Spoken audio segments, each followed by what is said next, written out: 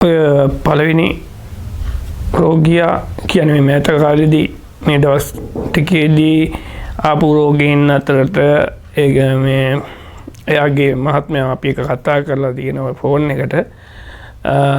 එයාව උස්සගෙන ආවේ 4 දිනක් එක්ක උස්සලා තමයි වෙද වැඳුරට මට බාර දුන්නේ.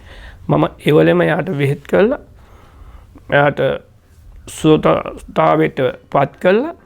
ඇඳෙන් බස්සලා මාත් එක්ක පයින් ඇවිද්දෝලා වත්තේ ඇවිද්දෙව්වා. වත්තේ ඇවිද්දෝලා හෙට මෙහෙට ගියා. එයාගේ මහත්තයාට හරි සතුටු. කෑ ගහලා මේ කරලා ඊට පස්සේ අපි එදා දානේ දීලා එයාම දානෙකුත් ඊට පස්සේ ඉඳගෙන ආවා. ඒ ගෙනල්ලා ඒ දානේ දීලා ඊට පස්සේ එයා අපි දානේ දුන්නම පින් දුන්නම මේ මයික් එක අරගෙන එයාගේ සතුට ප්‍රකාශ කරා. මේ බේත් ගන්න ඇවිල්ලා ඉන්න සියලු දෙනා ඉන්නේ මම අතුරු මගේ බිරිඳ අතුරු සියලු දෙනා ඉන්නේ පින්බිමක අපි නොදකින අපි නොවසන පින්බිමක. ඇයි මම එහෙම කියන්නේ හේතුව? මේ වෙදකම් කරන වෙද මහත්තයා මම දන්නේ නැහැ මොන ආත්මේ ඉඳලා ආවද මොන ආත්මේ යනවා කියලා මම ප්‍රාර්ථනා කරනවා අනිවාර්යෙන්ම ඊළඟ ආත්මෙත් නිවන් දකින්න නැතුව දිව්‍ය ලෝකයක් නැතුව මේ වගේ දෙන්නුන්ට බේත් කරන්න කියලා. ඒට හේතුව දැනට සතියකට විතර ඉස්සෙල්ලා මේ ස්ථානට මමත් බින්දත් ආවේ. එනකොට වෙදවහත්යක් මෙතුලේ හිටියා. මමත් මගේ මල්ලි කෙනෙකුත් රියදුරු රියදුරු මහත්තයා එකතු වෙලා උස්සල තමයි මගේ බින්ද නිවිලෙන් ගත්තේ. ඒ උස්සල අරගෙන තමයි අපි තුන්දෙනා මේ වෙදබැද්දුවට මගේ බින්ද බාර දුන්නේ. අද වෙනකොට 99% පුරලා බල ඉවරයි. මේ 33 කෝටියක් දෙවියෝ වෙද මහත්තයා ආරක්ෂා කරන්න ඕන. මට කියන්න වෙන වචන නැහැ. ආදරේ අම්මේ තාත්තේ දුවදරුණු සහෝදරනි මේ ලෝකේ වැඩිම විශ්වාසය තියෙන රට මේ අඩුම ගුරුත්වාකර්ෂණය තියෙන රට මේ ශ්‍රී ලංකාව මේ පතිරු ප්‍රදේශයේ ලෝකයේ උතුම් රට මේ රටේ විතරයි මේ විශ්වාසයකින් බේත් කරන්න පුළුවන්. ඒ බුදුන්ගේ ඒ ලෝත්‍රා බුදුන් කියන්නේ බුද්ධ ශක්තියෙන් දිව්‍යංගේ දිව්‍ය ශක්තියෙන් විශ්වාසයේ බලෙන් මේ වෙද මහත්තයාට හැකි වෙලා තියෙනවා මේ දුක් විඳින ලෙඩු සනීප කරන්න නොමිලේ.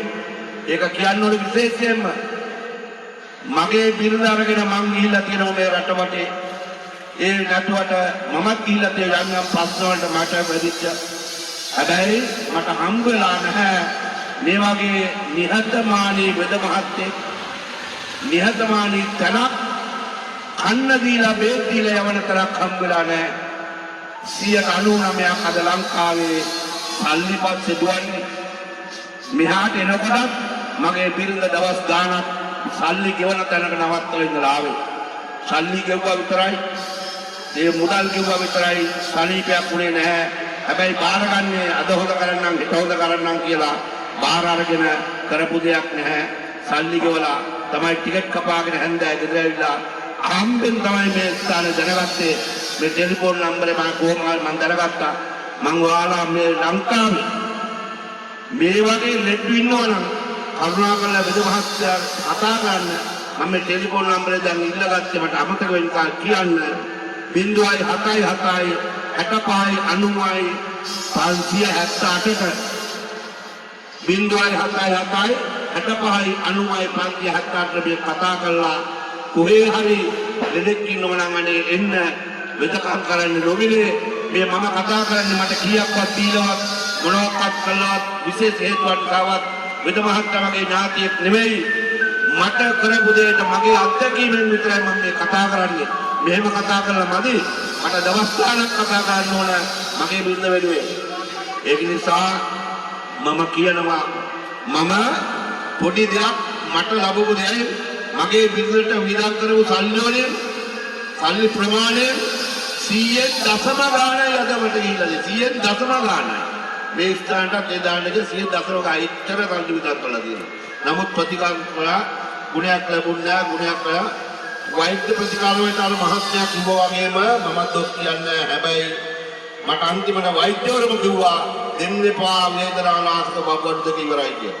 ඒ තරම් බේත් දීලා තියෙනවා. එහෙම බේත් දීපු අපි මම වැඩිදුර කතා කරන්නේ ලෞතර බුදු පියාණන්ගේ බුද්ධ ශක්තිය උතුම් දෙවියන්ගේ දේව ශක්තිය විශේෂ ශක්තිය එකතු වෙච්ච මේ වෙද මහත්මයාට මේ ස්ථානට ඇවිල්ලා බේත් ගන්න සමන්ගේ රෝගවලට ඔය ප්‍රතිකාර නැති රෝගවලට බේත් ගන්න මේ මම කියන්නේ ඇත්තටම මේ විශ්ව ශක්තිය තුළ මේ රට තුළ මේ විශ්ව ශක්තිය තියෙනවා ලෙඩසුව කරන්න පුළුවන් මේ වෙද මහත්මයාට එන්න නොමිල බේත් කරන්නේ මේ මගේ බිරිඳ මේ ඉන්නේ මම සල්ලි ගෙවල නෑ මම හිතුනොත් කීයක් හරි එතනින් තියනවා මොකද මේ වෙද මහත්තයායි නෝනයි මම ඒ වගේම වෙද මහත්තයාට හම්බෙච්ච වාසනාවන්ත නෝනා ගැනත් කියන්න ඕන මම ලංකාවේ වෛද්‍යවරුන්ගේ වෙද මහත්තුරුන්ගේ දේවාල කපු මහත්තුරුන්ගේ නෝනලා දැකලා තියෙනවා මෙච්චර නිහතමානී මනුස්සකම පිරිච්ච මිනිසෙක් මම දැකලා නෑ ඒ නෝනගේ තියෙන ශක්තියක් මේ වෙද මහත්තයාට එකතු වෙනවා ඒ හලහ තමයි මේවා කරන්න පුළුවන් වෙලා තියෙන්නේ මනුස්සකම මේ අලුතෙන් දිස්ත්‍රික්කයට එවාගේම වස් කඩුවට අලුතරට වස් කඩුවට කුඩා වස් කඩුවට මේ ස්ථානයේ ආඩම්බරයක් අපේ ගම් ප්‍රදේශයේ මේ වගේ තරක් තිබ්බනම් රෑ දවල් නොබලා මම නම් ඇවිල්ලා මෙතෙන්ට වෙලා මේ වෙද මහත්තයාට කරන්න පුළුවන් හැම උදව්වක්ම කරනවා ඒ තරම් පිම්බීමක් ඒ තරම් වටින වැඩක් ඒ තරම් වටින ස්ථානයක් ඒ නිසා මේ ස්ථානයේ රැක ගැනීම වෙද මහත්තයා රැක ගැනීම අපේ යුතුයකමක් මම නැවත වාරයක් කියනවා වැඩි දුර කතා කරන්නේ මට කතා කරන්න දවසක් කතා කරන්න මදි මං විඳපු දුක් මෙහාට එනකොට මමයි බිරිඳයි සති ගානක් නිදි වරලා තිබුණා මට මෙහෙට එනකොට නිදි යන්න නැතුව මාව ලෙඩෙක් වෙලා හිටියේ මම නිින්දියක් නැහැ බිරිඳට නිින්දියක් නැහැ එයාත් එක්ක මම ඉන්න ඕනේ එළිවෙනකම් පුදුම කරදරයක් ළමයි තුන් දෙනාට කන්න නැහැ කන්න වියා ගන්න නැහැ ඉතින් කවුරු හරි ගෑව දුන්නොත් නැත්තම් මෙයා අම්මා මාගේ බිරිඳගේ අම්මා අසනීපයි වයසයි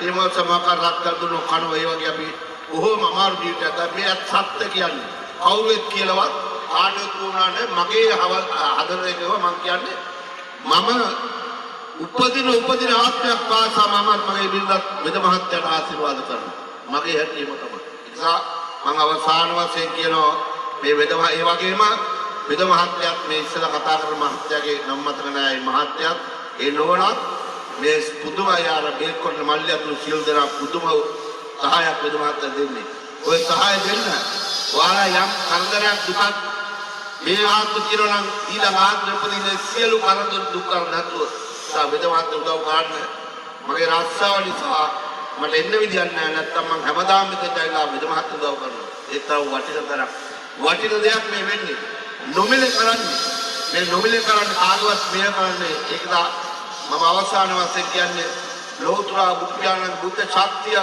අල්පයක් මේ මහ පොළොවේ තියෙනවා ඒ ශක්තිය තුළින් 30 කෝටියක් දෙවියන්ගේ දේව ශක්තිය තුළින් දේව භක්තිය තුළින් විවිධාක්තිය බල වෙද මහත්තයාට තවත් දිනා කාලයක් මේ අහිංසක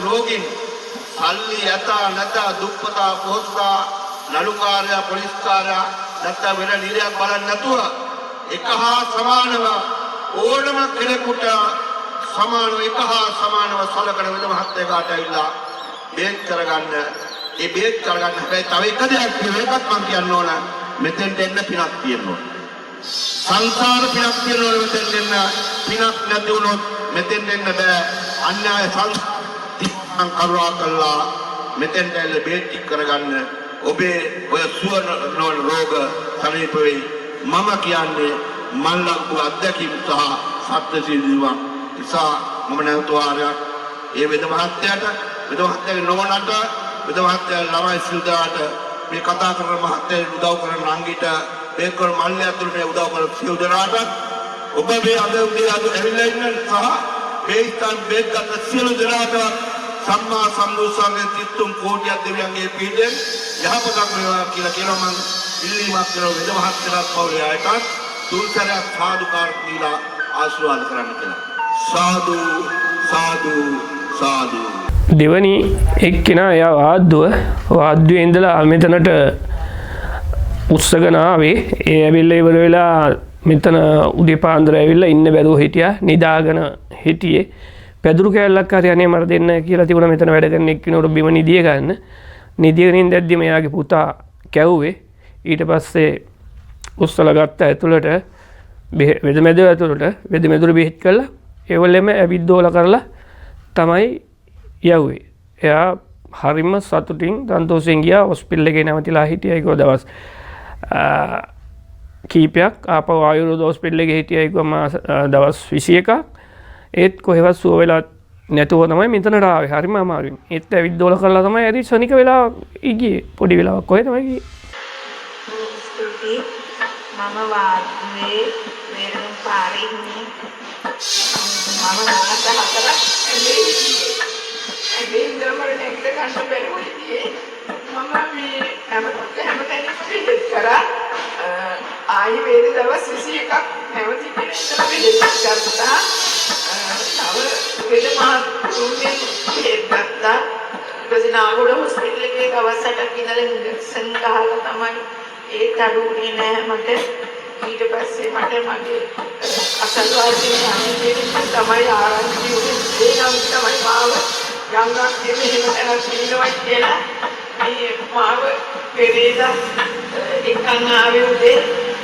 ඒ ඇවිල්ලා තමයි ඒ පුතත් එක්ක මෙතන ඇඟේ උත්නේ ආන්සි වෙලා ඉඳාගෙන මට මේක ගන්න බෑ.